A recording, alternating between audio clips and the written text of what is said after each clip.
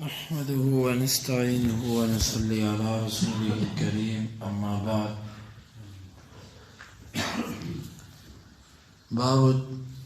باب التوثق ممن تخشى معرته. یہ باب ہے مضبوطی سے باندھنے کے بارے میں ان لوگوں میں سے جن سے نقصان کا ڈر ہو، ضائع ہونے کا ڈر ہو. وقید ابن عباس اکرمۃ علی تعلیم القرآن والسنن والفرائض. عبداللہ بن عباس نے اکرمہ کو قرآن کی تعلیم اور سنت اور فرائض سکھانے پر باندھ کر رکھا ہوا تھا، قید کیا ہوا تھا. امام بخاری فرماتے ہیں کہ ہمیں بیان کیا قتیبہ نے، وہ کہتے ہیں ہمیں بیان کیا لیث نے، وہ سعید بن ابی سعید سے، انہوں نے ابو ہریرہ رضی اللہ عنہ کو سنا، وہ کہہ رہے تھے کہ بعث رسول اللہ صلی اللہ علیہ وسلم خیلا قبل نجد. نبی صلی اللہ علیہ وسلم نے ایک گھوڑ سوار لشکر بھیجا نجد کی طرف. فجاءت برجل من بنی حنیفہ تھا، وہ ایک بندے کو پکڑ لائے جو بنو حنیفہ قبیلے سے تھا. یقال له ثمامۃ بن اسال سید اہل الیمامہ، اس کو ثمامہ بن اسال کہا جاتا تھا اور وہ سردار تھا یمامہ والوں کا. فربطوه بساریۃ من سوار المسجد، پس صحابہ نے اس کو باندھ دیا مسجد کے ستونوں میں سے ایک ستون کے ساتھ. فخرج الیہ رسول اللہ صلی اللہ علیہ وسلم فقال، پس آپ اس کی طرف نکلے تو آپ نے فرمایا ما عندک یا ثمامہ، اے ثمامہ تیرے ہاں کیا ہے؟ قال عندی یا محمد خیر، کہنے لگا اے محمد صلی اللہ علیہ وسلم میرے ہاں خیر ہے.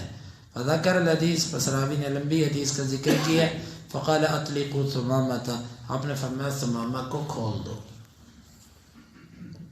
اس باب کا مقصد کہ جس بندے سے ڈر ہو کہ اگر اس کو قید نہ کیا گیا تو یہ ہاتھ سے نکل جائے گا، ہاتھ سے ضائع ہو جائے گا، لہذا قید کرنے سے فائدہ یہ ہوگا کہ یہ بندہ ضائع نہیں ہوگا، ہاتھ سے نہیں نکلے گا، اس کو قید کیا جا سکتا ہے، اس کو جکڑا جا سکتا ہے.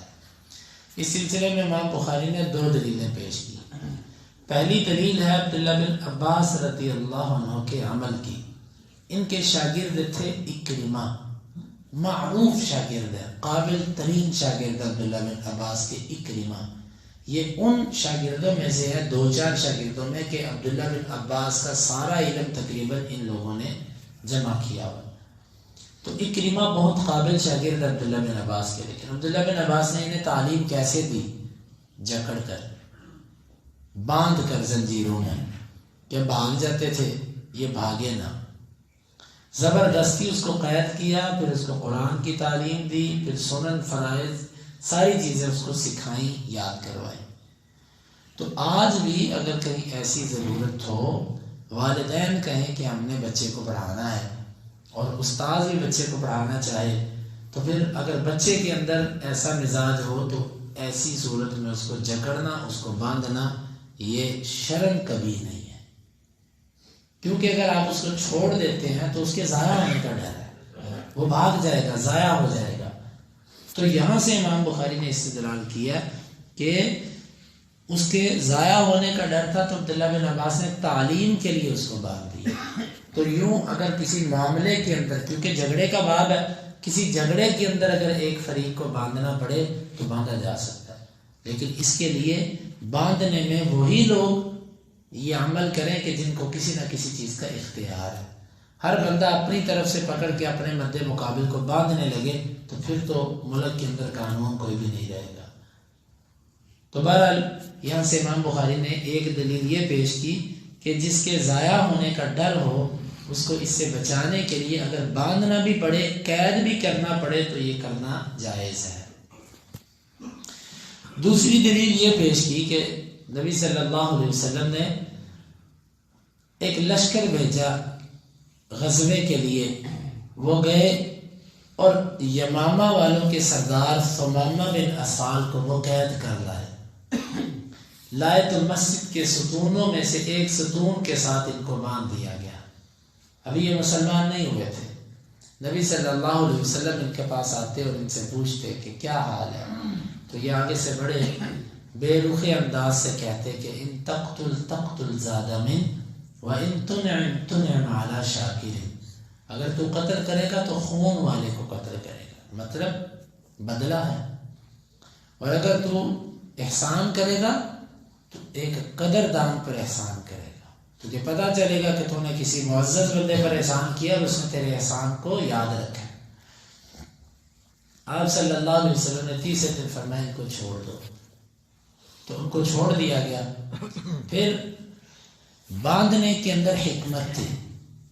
جب وہ نہیں قید ہونا چاہتے تھے ان کو قید کیا, اور جب وہ قید رہنا چاہتے تھے ان کو چھوڑ دیا. 3 دن بعد ان کو سمجھ آ گئی. اب وہ چاہتے تھے کہ میں ان کی صحبت میں رہوں, لیکن نبی صلی اللہ علیہ وسلم نے فرمایا اب کھول دو, اب سمما کو چھوڑ دو.